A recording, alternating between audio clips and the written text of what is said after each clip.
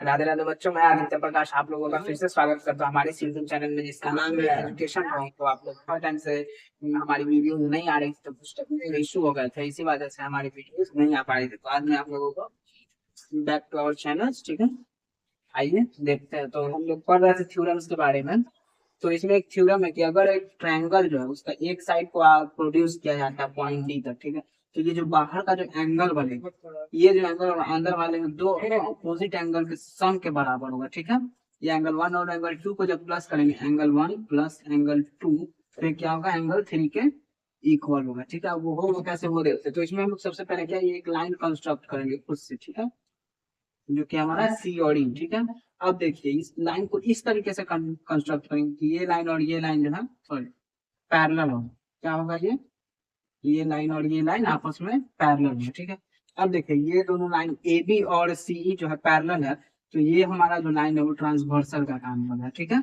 अब ट्रांसवर्सल का काम कर रहा है तो हम लोग देख रहे हैं कि ये एंगल और ये एंगल आपस में इक्वल होगा, कौन सा प्रॉपर्टी के कारण, तो ये आ जाएगा हमारा अल्टरनेट एंगल, अल्टरनेट बोल रहा है, ठीक है। ये कोरस्पॉन्डिंग एंगल, क्या कोरस्पॉन्डिंग एंगल, जैसे कि ये पैरेलल लाइंस होते हैं, तो ये एंगल और ये एंगल कोरस्पॉन्डिंग एंगल से इक्वल होता है, ठीक है। तो वही ये हमारा एंगल है, ये एंगल और ये एंगल जो है हमारा कोरस्पॉन्डिंग एंगल से इक्वल हो जाएगा। तो लिखेंगे क्या, angle one, sorry angle two is equal to angle E C D, कौन से प्रॉपर्टी, कोरस्पॉन्डिंग एंगल से, ठीक है। ये हो गया हमारा, तो ये हम यहाँ पे लिख देंगे एंगल टू, और इसको भी रहने देते, ठीक है। और ये एंगल देखिए, अब ये लाइन और ये लाइन पैरेलल है, इसमें काम ये ट्रांसवर्सल का काम है। तो ये एंगल और ये एंगल जो है अल्टरनेट इंटीरियर से एंगल होंगे, ठीक है। जैसे कि हम देख लेते हैं, ये पैरेलल लाइन है, ये है, एक एंगल इधर है और एक एंगल इधर है, तो ये जो है इंटीरियर एंगल की प्रॉपर्टी से सेम हो जाएगा, ठीक है, अल्टरनेट इंटीरियर एंगल। तो लिखेंगे क्या, angle one is equal to angle E C A, कौन सा प्रॉपर्टी, अल्टरनेट इंटीरियर एंगल, ठीक है। अब देखिए, अब हमको पता है कि ये पूरे एंगल, इस एंगल का नाम क्या है, angle A C D is equal to, ये पूरा एंगल बना किससे, तो इस एंगल और इस एंगल के सम से बना, ठीक है। इसको भी लिख देंगे एंगल वन, तो इसको लिखेंगे angle E C A plus angle E C D, ठीक है। और इसका नाम हम लोग दे देंगे एंगल थ्री, इन दोनों के सम को एंगल थ्री दे दिए। और इसका हमको पता है कि ये है एंगल हमारा वन के इक्वल में, ठीक है। यहाँ पे देखिए एंगल वन के इक्वल में है, और यहाँ पे देखेंगे ये वाला जो एंगल है, सॉरी, ये है ई सी डी, ठीक है। ई सी डी किसके इक्वल है, एंगल टू, तो प्लस एंगल टू, यही हमको प्रूफ करना था कि angle one plus angle two is equal to angle three, ठीक है। तो ये प्रूफ हो गया। आई होप आप लोगों को ये लास्ट थ्योरम भी समझ में आ गया होगा, ठीक है।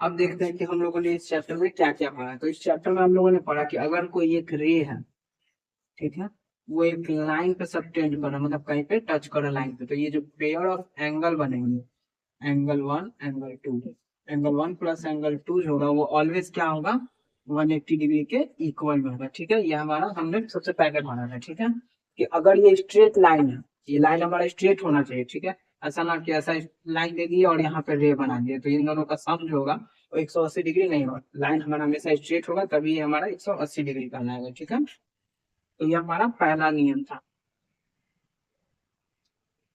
फिर इसके बाद हम लोगों ने क्या पढ़ा, अगर दो लाइन है इंटरसेक्ट कर रहा है एक दूसरे को, ठीक है,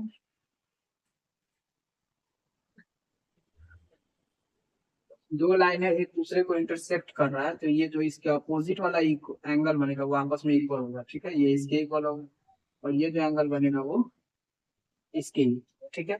angle one is equal to angle two, angle three is equal to angle four, angle one is equal to angle two, angle three is equal to angle four, ठीक है, ये हमारा दूसरा नियम कहता है, ठीक है। उसके बाद आप लोगों ने क्या पढ़ा कि अगर दो पैरेलल लाइंस है उसको एक ट्रांसवर्सल कट करना है, ठीक है, तो इसका जो अल्टरनेट इंटीरियर एंगल बनेगा वो आपस में सेम, ठीक है। एंगल वन जो है एंगल टू के इक्वल होगा, एंगल थ्री जो है एंगल फोर के इक्वल होगा, angle one is equal to angle two, angle three is equal to angle four, ठीक है। और पढ़े क्या कि इसमें each pair of corresponding angle, जो कॉरस्पॉन्डिंग एंगल होता है, कॉरस्पॉन्डिंग एंगल अब कौन सा होता है वो देख लेते हैं, ठीक है। ये कॉरस्पॉन्डिंग एंगल जैसे ये एंगल और ये एंगल, ठीक है, ये एंगल और ये एंगल हो गया, ये एंगल आपस में इक्वल होगा, ठीक है। तो इसके लिए क्या लिखेंगे, one is equal to two, angle one is equal to angle two हो जाएगा, angle three is equal to angle four, angle three is equal to angle four, ये सब कॉरस्पॉन्डिंग एंगल है, ठीक है। Angle five is equal to angle six, angle five is equal to angle six, angle seven is equal to angle eight, angle seven is equal to angle eight, ये सब आपस में equal होंगे, आपस में कहने का मतलब ये है कि ये इसके इक्वल होगा, ऐसा नहीं कि टू को फोर के इक्वल लिख देंगे जी, नहीं, ठीक है। ये वन टू के इक्वल होगा, थ्री फोर के इक्वल होगा, फाइव सिक्स के और सेवन एट के इक्वल होगा, ठीक है। इसके बाद क्या देखेंगे, अब देखिए जब हम लोग दो पैरेलल लाइंस को एक ट्रांसवर्सल से कट करते हैं, ये दो पैरेलल लाइन से इसको एक ट्रांसवर्सल से कट करें तो एक ही साइड मतलब सेम साइड पे बनने वाले इंटीरियर एंगल्स का जो सम होगा वो कितना होगा, 180 डिग्री होगा, मतलब एंगल वन और एंगल टू जो होगा, angle one plus angle two वो ऑलवेज 180 डिग्री होगा, ठीक है। इधर एंगल थ्री और इधर एंगल फोर ले लिए, angle three plus angle four जो होगा ये भी हमेशा क्या होगा, ऑलवेज 180 डिग्री होगा, ठीक है।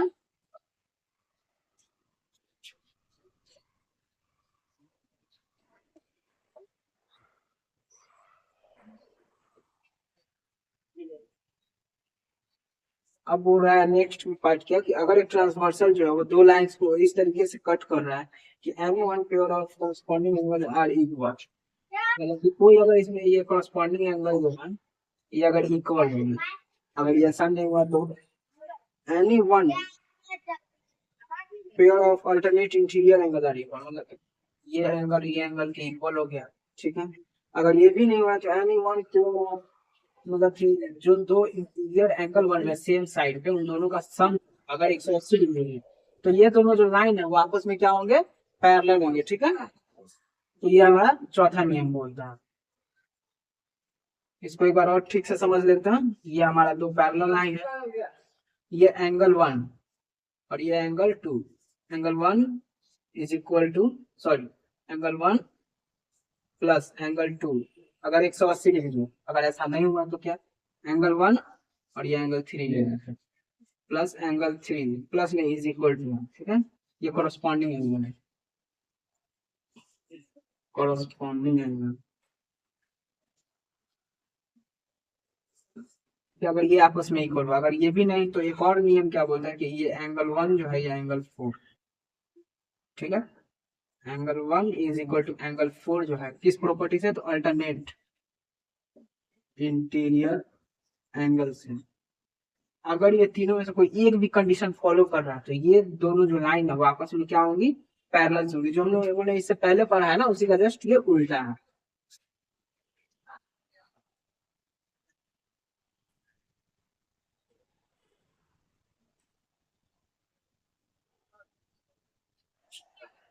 ठीक है, और इसके बाद पांचवा नियम क्या बोलता है, line which are parallel to given lines are parallel to each other, देखिए अगर ये लाइन जो है ये अगर इसके पैरेलल दिया हुआ है, ठीक है,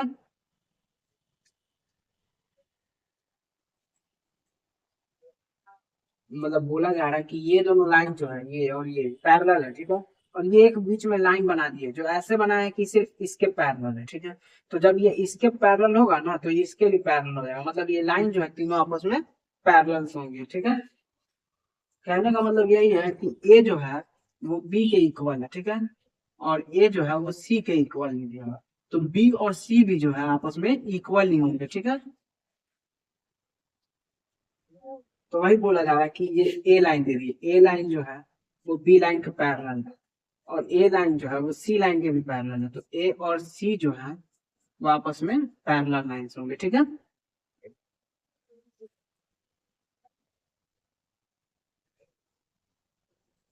अब इसके बाद देखते हैं तो सम ऑफ थ्री एंगल ऑफ, मतलब हम लोगों ने ट्रायंगल में पढ़ा कि एक ट्रायंगल अगर दिया हुआ है, ये एंगल ए, ये एंगल बी और ये एंगल सी मांगे, तो ए प्लस बी प्लस सी वो जो हमेशा आएगा वो क्या होगा, 180 डिग्री। मतलब एक ट्रायंगल के अंदर जितने भी कोण, मतलब तीन ही कोण बनते हैं, तो तीनों का सम जो होगा हमेशा आप क्या होगा 180 डिग्री के इक्वल में ही होगा, ठीक है। अब देखते हैं if a side of triangle is produce, मतलब जो अभी अभी हमने पढ़ाया था कि अगर एक ट्रायंगल है,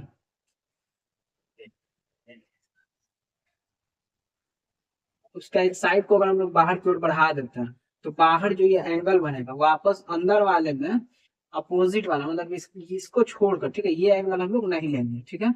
इसके अलावा जो दो एंगल बच रहे ए बी, इन दोनों का सम करेंगे angle A plus angle B, तो हमेशा क्या होगा एंगल सी के बराबर होगा, ठीक है, एंगल सी, ये ऑलवेज सेम ही आया है, ठीक है।